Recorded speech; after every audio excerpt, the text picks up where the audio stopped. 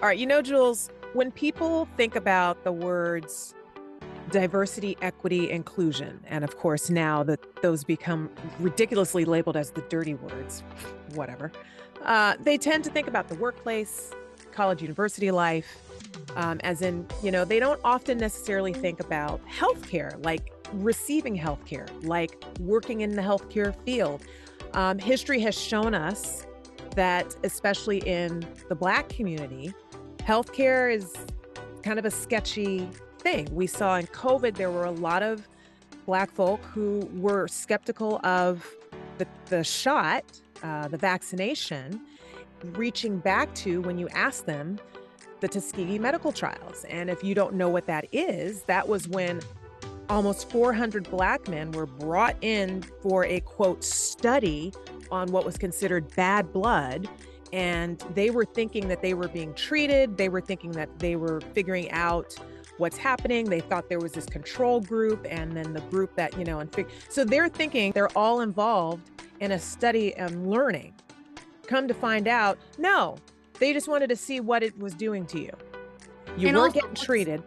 Yeah, let's be clear. They were lied to. They were lied to. They weren't being treated at all. There was no study going on. It was literally just using Black men, in essence, as lab rats, just to see, just out of curiosity.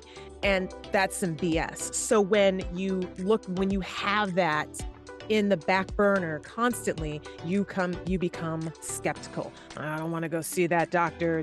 What are they going to tell me? And this and that and the other, or all kinds of different situations. You got a situation where you don't necessarily you don't see yourself in your medical professional. Your medical professional doesn't see themselves in you. So many things. Going to medical school, the cost associated with that, how generational wealth or lack thereof affects your ability to think about those terms. So all of this stuff is real. And even the most recent one, and then I'll stop my diatribe, General Austin Lloyd, right? Our Secretary of Defense, just went through prostate cancer surgery.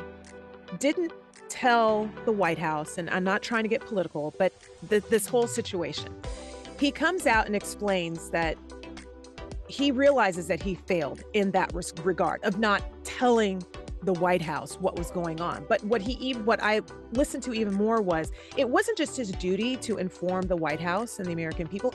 It was his duty, and he said it himself, to inform the American people. Why? Because as a Black man, Black men need to know, go get your prostate checked out, because there could be issues. And the fact that he kept it in, he even said, he's like, I played into our own issues instead of coming out and saying, this is what's going on, go see your doctor. So all of these things. I feel that. I mean, you said that, and I feel that. I mean, regardless of position, we have a Black man who still at his core did not have the trust. Right. Perhaps, right? I mean, I don't want to put words into his mouth, but, Reish, to your point too, this isn't just something like that example just happened. Yep. And this is not, when we're talking about inequities in healthcare, we're not talking about hundreds of years ago. Nope. We're talking about right now. And, I have a personal story related to the Tuskegee medical trials. You can see I'm a white girl, grew up in a white community. And at one point, I was a volunteer with the Alzheimer's Association. I went on to serve on the board for seven years. But in the very beginning, I was a volunteer, and I was giving volunteer presentations. And just to educate people, these were things like how to recognize the top 10 warning signs of Alzheimer's. And the Black community, the Latino community, highly affected by Alzheimer's and other dementias.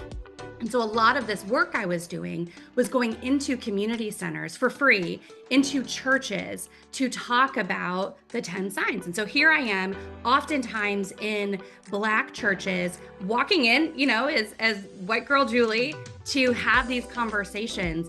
And I remember, and I so appreciated this conversation, I remember one of the first times that I went into a Black church, the very first question that was asked of me, I go through this whole song and dance of this presentation, and I'm feeling really good. And then the first hand raised said, why should we listen to you? Have you ever heard about the Tuskegee medical trials? And I knew pieces, but Mhm. I thought, to me, I thought, well, I certainly don't know what they know. I certainly don't feel, if that's the first question right out of the gate, I must not know what they know or feel what they feel. And so my response was, tell me about it and tell me how I can help. Mhm. Because in that moment, we ended up just having a very loving conversation about, I don't know what I don't know, and I don't know what I don't experience. But there has to be a way for us to affect change.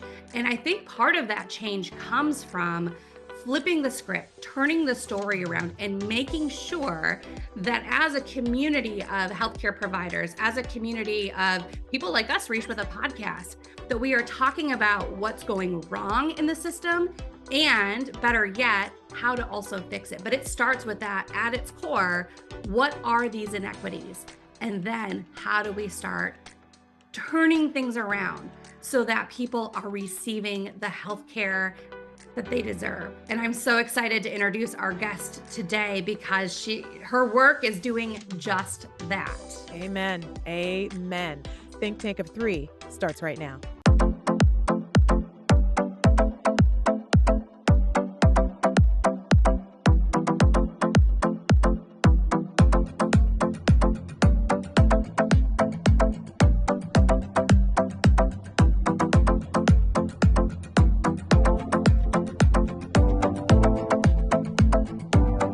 Thank you so much for tuning in to Think Tank of Three podcast alongside my amazing co-host, Julie Holton.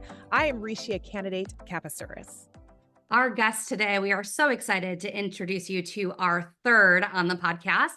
Dr. Renee Branch Canady is leading the charge in developing equity within our healthcare system. She is the CEO of the Michigan Public Health Institute, where their goal is advancing population health through public health innovation and collaboration. We're going to have her break down what all of that means and why it's so important.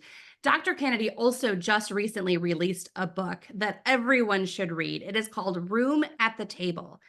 This book addresses not just the inequities within healthcare, but how to deal with those issues head on, starting with yourself. And I think this will also translate across other industries. She shares her wisdom through her stories on the front lines. It's always great to have that front line experience as an equity public health leader. Dr. Canady, it is awesome to have you with us on the show today.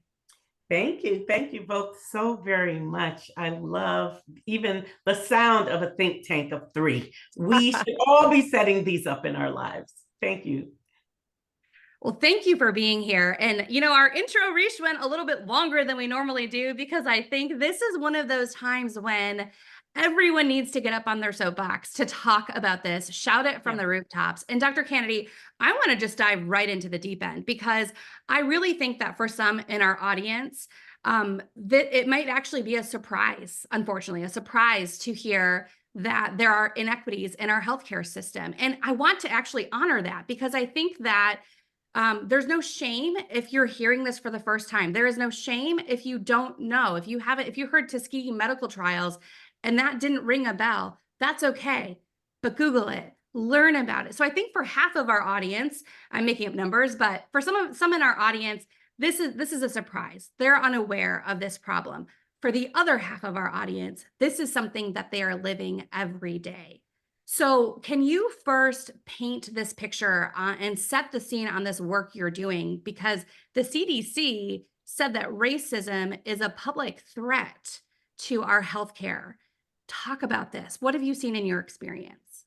Yeah, I appreciate, first of all, thank you for the passion from both of you in your opening. And, we have a narrative in these United States. And let me say, I grew up in a military family. My father was a career serviceman. My brother is a West Point graduate. They both are veterans of war. And so deeply patriotic. I want to make that very clear. But we have some opportunities for growth in our country, right? We have lots of narrative that says, we are created equally, and that this country is about access and availability and fairness and justice. And we say those things so often that many, many people who do not experience the other side of that coin think that we've achieved that. And I'll offer that there are also highly educated, well-employed people of color that believe they've never experienced any injustices. And so there is a bit of a flawed narrative, because when we see the alternative and we see the contradictory outcomes and experiences of people, it does leave many folk aghast, like, well, I thought, well, I never knew. Great. Now that you know better, we're going to do better together. We continue to see patterns of groups of people being disproportionately at risk for negative outcomes, and in their health and in their well-being. And I do appreciate the Centers for Disease Control announcement that they said racism is the threat, not race.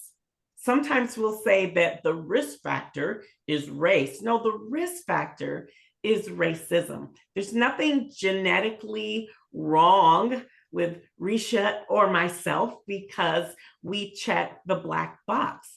The risk and the problem is the exposures that people of color experience in our lives because we happen to check that box.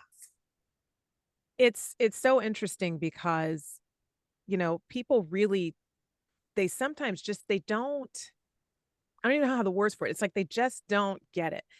They don't get that at the end of the day, human is human, person is person. Now, I dealt with some doozies when I was in middle school specifically. And I don't know if they were honestly just being jerks or if they were truly ignorant. I'm kind of leaning to the they were really just kind of being jerks side, because I remember one saying, well, like, what color is your blood if you get cut? And I'm like, seriously? Seriously? I, it, but there are people do tend to have these random questions about, gosh, I remember what was I watching? I was watching some report or whatever, and I think someone was saying along the lines of, well, for Black people, they've experienced more pain, so they can handle more pain, and that's why, yeah. And it's stuff like that. It's like, you're not we need to deal with the issues, the health issues that are happening, not the health issues that are in your mind that you think don't exist because, well, this person is Black, so they're just kind of saying what they're saying. And it's scary because that means someone is completely getting a different healthcare, if at all. And it's mind-boggling because it's 2024. And one of those reasons we have this situation is also because of, and I know it's a completely different subject and I won't veer off that far. I will just say this is where book banning comes in. Because when you are banning education, when you are banning situations, I could very easily say, well, we don't need to talk about the Tuskegee medical trials. That was a horrible time. We don't need to act. When you ignore that stuff, that's why you have situations where you have General Austin saying, I needed to say something and I didn't. And the reason I didn't is because as a Black man, we just don't talk about it. Well, I like to quote the work of Margaret Whitehead, who describes health disparities as patterned and systemic. And we know that they're patterned and systemic because just like you told a blood story, I can tell, I just recently told the story of being in college doing blood typing and my lab partner, who was a white woman, insisting that I must have done mine wrong because I was B positive. And she said, well, you can't be B positive. Well, why can't I be? She said, because I'm B positive and Black people and white people don't have the same type of blood. Now, is she a flawed human? Absolutely not. She herself is the victim of this narrative, this erroneous narrative that has impacted her belief. We talk about this work at the personal level. What do I know, think, believe? that impacts the work at the interpersonal level, how she interacted with me, how we have interacted with each other. And then it impacts the systemic level, the institutional level, because it's these people with false narratives, flawed narratives, establishing policies, Yep. setting up rules and laws that then impact and, dare I say, damage all of us. And it is inherent in the culture of our nation, in the culture of many organizations and institutions. I can give this example that once upon a time in healthcare, when a physician came into the room, if the nurse was seated, she had to stand up. And I say she because they were disproportionately women.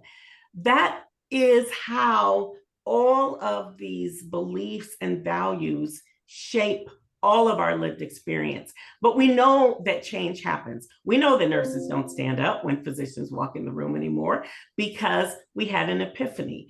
And we are now in a stage of our history where we're trying to push against narrative so that we can have the epiphany, change the policies, begin to see outcomes and negative health experience change for people. I love that mention, in changing policies and getting to that bigger picture, that wider scope. I'm curious your thoughts on this. So I was having a conversation with a really good friend of mine. He's a business owner, and he's a Latino background. His the mother of his child is a Black woman, and he described to me being in Atlanta when his daughter was born, and in the room, in the birthing room with his then wife, and the amazing, wonderful experience that they had in this hospital. And he said, but Julie, I looked out the window and I could literally see the next hospital. And I knew that if we had been at that hospital, we would have had a different experience, because the wealth gap, the racial gap, the all of these gaps, as he described, meant very, very different lived experiences in healthcare. Has this been your experience? I mean, tell us about some of these disparities that are happening within the healthcare system.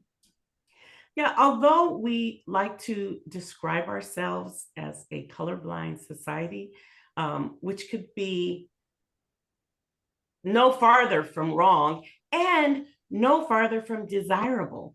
I want you to see who I am, gender wise, ethnically wise, racially wise, because it brings a richness to our relationship. But we like to pretend like, nope, we're just seeing everyone and we're treating everyone the same, and everyone can have the same health experience. And if they don't, they probably just didn't do what the doctor told them to do. Mm-hmm. In public health, we describe our mission as assuring the conditions needed for good health. So you can have two people with the exact same diagnosis, with the exact same prognosis, the same care plan, and you send them out with the plan to get better, and they have completely different outcomes because the homes to which they go are different. The communities in which they live are different. Their accessibility to the healthy fruits and vegetables that you're telling them as a provider to take advantage of are different.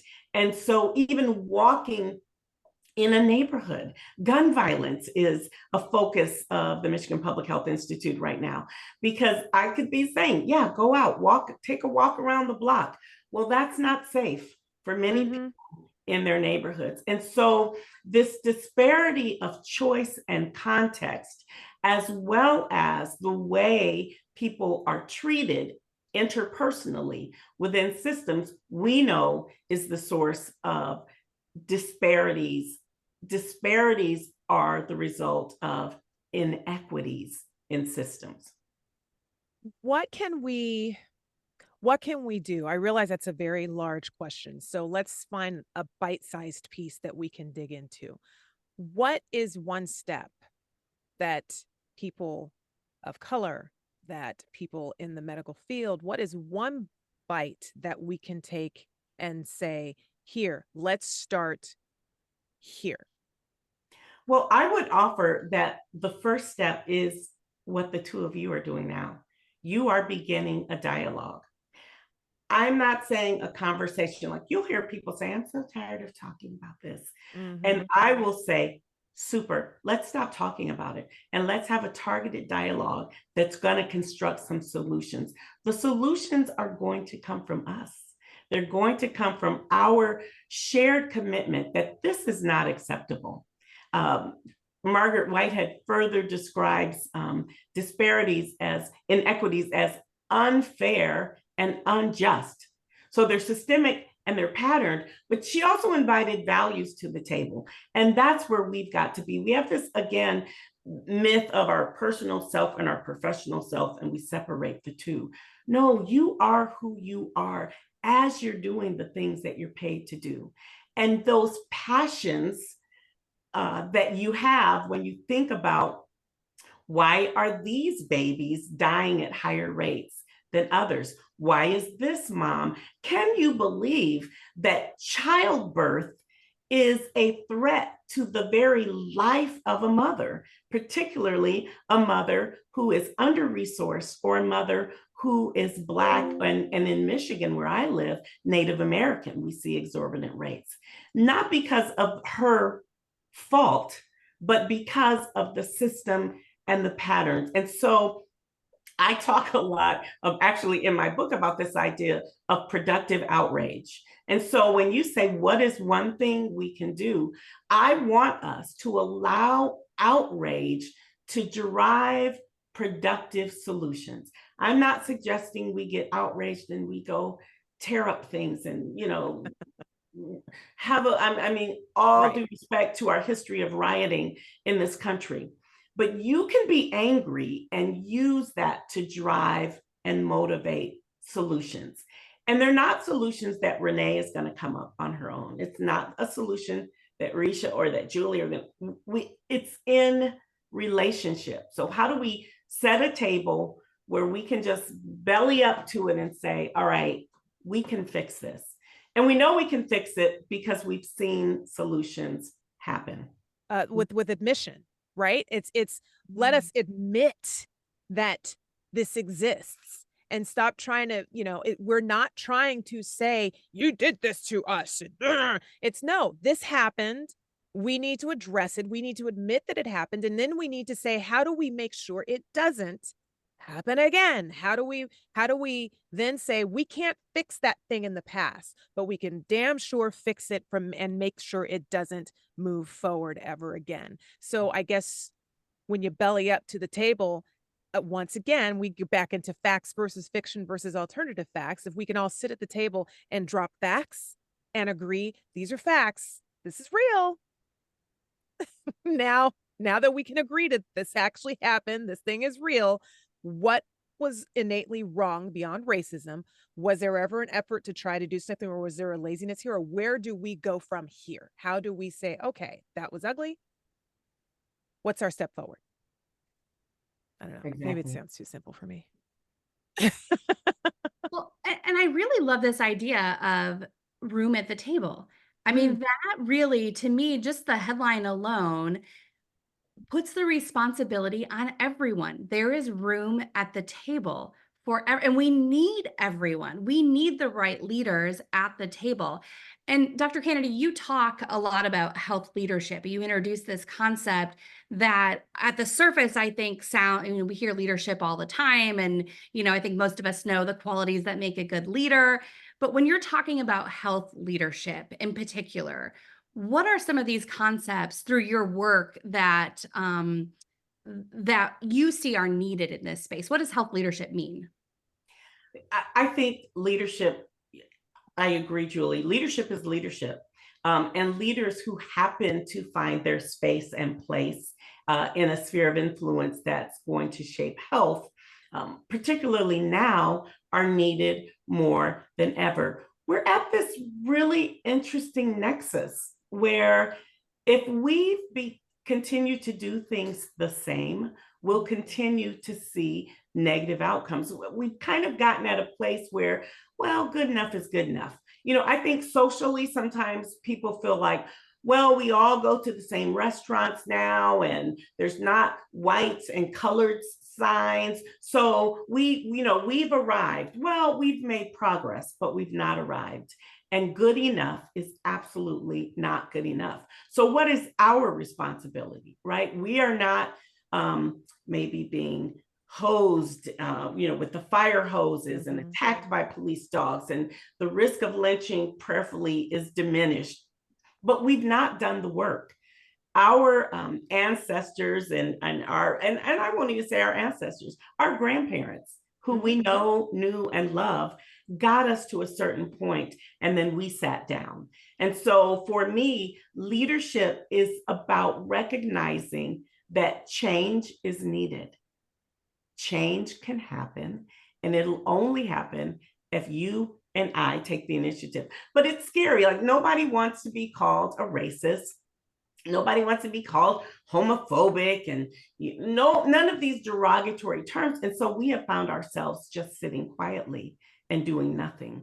But being willing to do it afraid, to take the risk, to be the person to say, excuse me, but have we thought about? And much of that, I would submit, comes again across relationship. I describe myself as a relationship-driven leader. I battle racism because it damages relationships. And we need relationships to assure conditions to make sure everyone's health is as good and as strong as it can be. And it is relationship across difference. I need to have people at the table that have different lived experiences, different worldviews, different priorities, because that's when we innovate and create something that's new. Doing more of the same just gets us more of the same. What is it that they say? Doing the same thing over and over again and expecting a different result is called insanity. So if you keep foreheads from just beating your head against the wall. It's like you keep banging your head up against the wall isn't going to necessarily break, but at some point you might get knocked out. Yeah. The amount of patience that is required in dealing with something of this level, because you even reach back to Dr. King, to Malcolm X, and one of the biggest issues was the slowness to which change happens. And what is it that Dr. King said? The arc of justice is not a straight line. So when you're looking at something like this and it's 2024 and we're still dealing with some of the same and in some cases it feels like we are literally going backwards, especially when we're talking about women's health. How much patience can you have, or how do you, it's like, yeah, I want to sit up at the table, but that outrage that I do want to go break something. I want to go break Congress. So what now? What is that next thing? How do you hold your own mind together and realize, okay, we're sitting 50 years ago again for some strange reason, and it's 2024, but we still are trying to make progress. I guess my question's a little convoluted. And just how much patience do you have to have with this for yourself, for this fight that just seems like it's getting tougher, and it shouldn't be at this point? And how do you renew that patience when you're tired? Because you must get tired. I get tired. I'm tired for you. Well, I mean, it is a teamwork. It is a think tank of 3+, right? So that on the day where I'm like, I just can't. I just can't. Or, something happened that pinged me very personally and very intimately. For example, the maternal child health work this last summer, when everyone was talking about RSV, I hate to use the word triggering because I'm not a psychologist, but it was very, I was very reactive to it, because my son, who in 1989, when we had the tragic experience of contributing to the infant mortality statistics, my son, who was delivered at 28 weeks, was doing well, but when we hit wintertime, in 1989 in December, he caught RSV and his little preemie lungs just couldn't handle it. So how can I take that lived experience to honor this beautiful son that lived with us for 6 months to say, I'm going to drive change. I am impatient about it. And I encourage people to use that impatience. I'm a bit of an incrementalist in philosophy. I think small bites are lasting, but as of late, that impatience has kicked in, and I'm a bit more now of a rapid incrementalist. And if you just envision baby steps, I don't know if you have toddlers in your lives, but try chasing a toddler when they are trying to get away from you. We can accomplish things really quickly with small bites that are going to be consistent and are going to be staying. I'll just give you an example. In Michigan, when COVID was in the throes, our governor established a coronavirus task force, but the task force was focused on racial disparities. So it was the coronavirus racial disparities task force. And we were very focused on this disproportionate curve where Blacks were way more experiencing the negative consequences. And how could we, our language was flatten the curve. Well, in Michigan, we actually did flatten the racial disparity curve during COVID. And it was because we got in community and we talked to folk.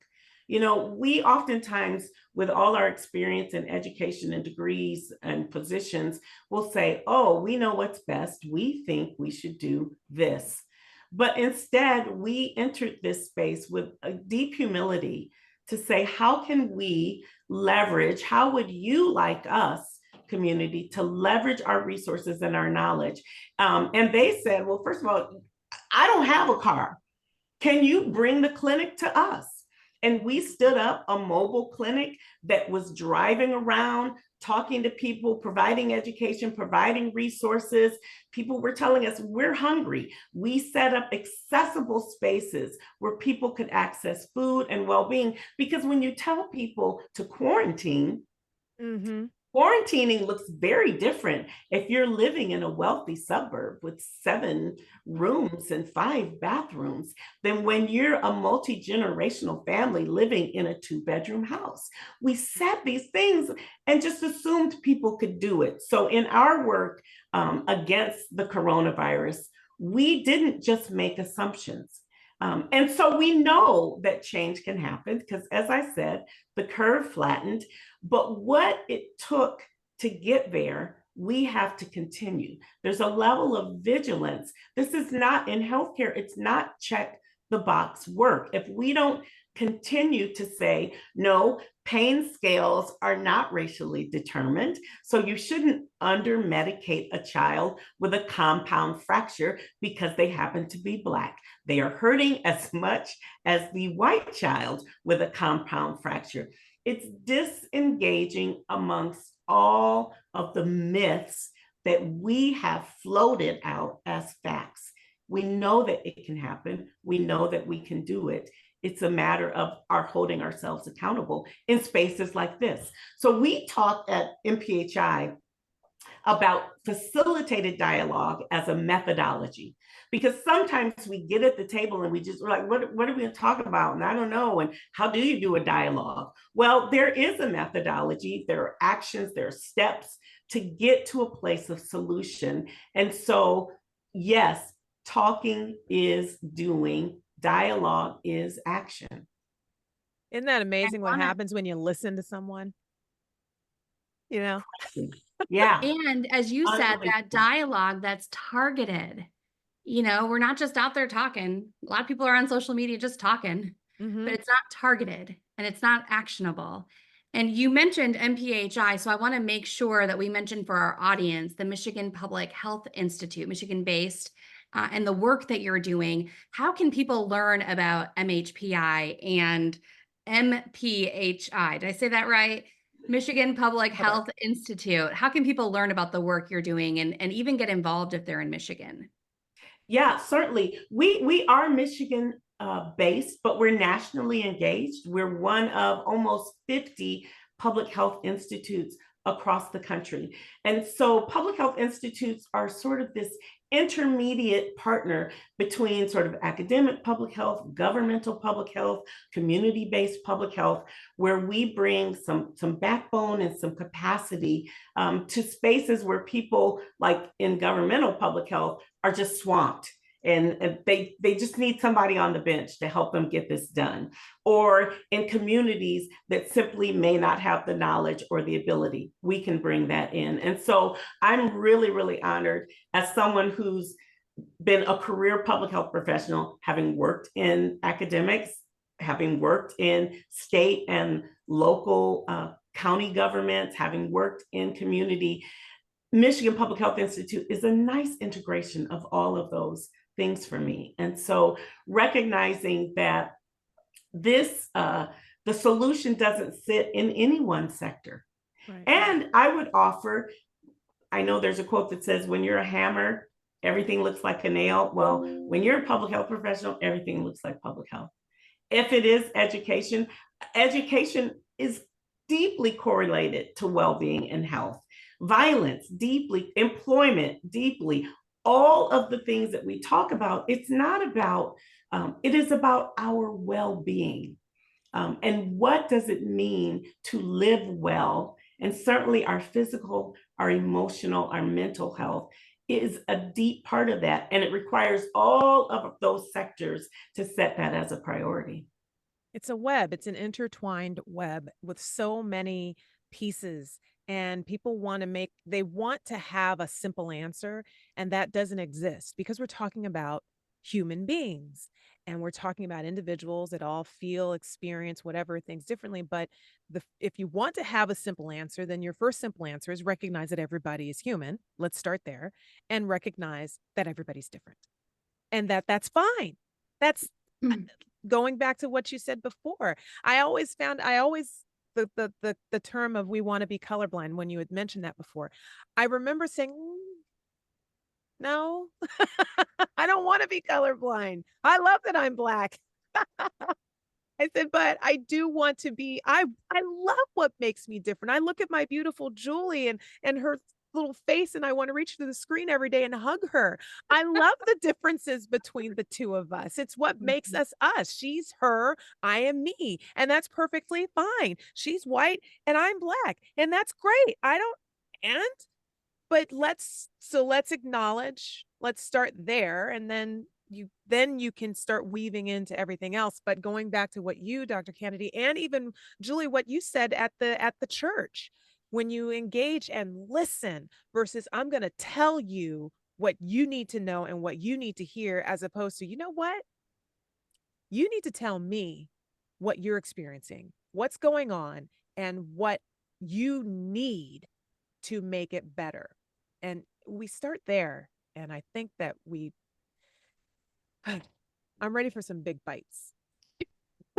Well, can I just grab on to that bite of difference? Because, you know, we've gone through different stages where we have mantras like, oh, value diversity. But diversity simply means different. And all too often, difference comes for us with discomfort because we're not used to difference. Right. But the more you're exposed to difference, the more you appreciate it and you value it. So difference is good. Another way difference kind of gets in the way of progress in this space is we've bought into the mantra that fairness means sameness. And so if you're not treating everyone the same, you'll hear this often in medical clinical spaces. Oh, I treat all my patients the same. And I want to say, shame on you, because all of your patients are not the same. They're different. And so we have to give ourselves permission to treat each other differently. Not because, and some of it, I think it comes from the, you know, treat everyone the same, but no, that is flawed. It's absolutely flawed. It's again, looking for that simple answer for something that is more complex. Yes. Treat everybody, treat everybody the same with regards to respect of person, respect of hearing, but their ailment, their issue, what they are dealing with, their familial history is different from Susie Wu's familial history. And you can't treat them both the same when they are coming from different backgrounds and different situations. So we could go on and on. I mean, good grief, you don't even get me started on the other. I'm like seeing all these other little branches of conversation where this goes. So we definitely want to talk to you again in the future. But before we wrap this up, we absolutely have our rapid fire questions for you. And this is just simple, right off the top of your head questions, nothing too scary, nothing too hard, but just right to the point. Are you ready? Yes, ready. All right. Question number 1. What advice would you give to an aspiring young leader? I would say the lift is heavy, but the lift is worth it. Is there a quote? You've shared a few quotes. Is there one quote, a book, a resource maybe that you can point to that has had an impact on your journey? So many. I absolutely love quotes. My favorite quote comes from someone I consider a mentor, Dr. Ron David, who is a physician and a theologian. And he says, relationships are primary. All else is derivative. Nice, nice. What would you tell your younger self if they were willing to listen? I would tell my younger self, take more risks and take them sooner. I see too many experienced leaders who don't want to take risks. As a matter of fact, that was one of the motivations for writing my book. I just got tired of seeing leaders with amazing platforms that were just sitting on their hands and, well, I mean, I don't want to cause any, please cause it. So I would tell younger Renee, take more risks and take them sooner. Good trouble. I will add to that, Dr. Canady, because I think that is so beautiful. And I just, as the white woman in the trio today, I just want to share a message from the heart with other white folks who are listening to this. The conversation is difficult. It can be uncomfortable. I can tell you when I was that younger version of me standing in that Black church and I felt that all the focus on me and saying, well, why should we listen to you? In that moment, I did not want to be there, that I did not know how to answer. It was so far out of my comfort zone, but I'm also so much better for standing there and listening. And thank God I said the right words. Thank goodness I listened. And so my message is the conversations are uncomfortable. So go into them and listen. Just show up. Just pull a chair and sit at the table and be a part of the change, because we know change is needed. And if we don't sit through the discomfort, if we don't hear what's actually happening, if we don't face this, then we can't be a part of fixing it. And so I share that, hopefully, for whatever it's worth. I am by no means, Reish, this, there are so many times that I misspeak on this podcast and I think later like, oh my gosh, people are going to think I'm just this awful person because I said the wrong thing and I didn't even know I was saying the wrong thing. But you know what? If all we do is we show up as the best version of ourselves with the best of intentions, that's it. That's all we have to do. That is the first step. Start showing up, start listening, start engaging in these conversations. We've said it time and time again. Yes, like you said, I'm just going to reiterate what you just said. Yeah, the conversation might be difficult. It's supposed to be. It's supposed to be difficult.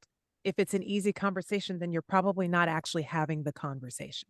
So have that difficult conversation here. Don't just wait. Don't sit there and say, well, I feel like I'm being attacked. It's not about being attacked. It's about hearing what's going on and then digesting it and then saying, okay, I hear you now. And then once you hear it and then understand and try to understand, then we can make positive change, because now you're no longer in defense mode. Now you're in fix mode because you heard it. It makes sense now. I didn't think of it that way. I understand it now. Okay, now what steps can I do to get into fix mode? And that's when that real change happens. So go have the difficult conversation. And the magic ingredient, I think, is grace. We just have to give each other some Yes. grace. And it gets easier. It gets more comfortable. It's a little bit like jumping into the pool. You put your toe in and it's freezing cold. And, by the time you're all in the pool, you don't remember that it was ever felt cold. So it's a little bit. Just give each other some grace and dive in. Oh, it's been wonderful having you on the show. Thank you so much, Dr. Canady. And that's going to do it for this episode of Think Tank of Three.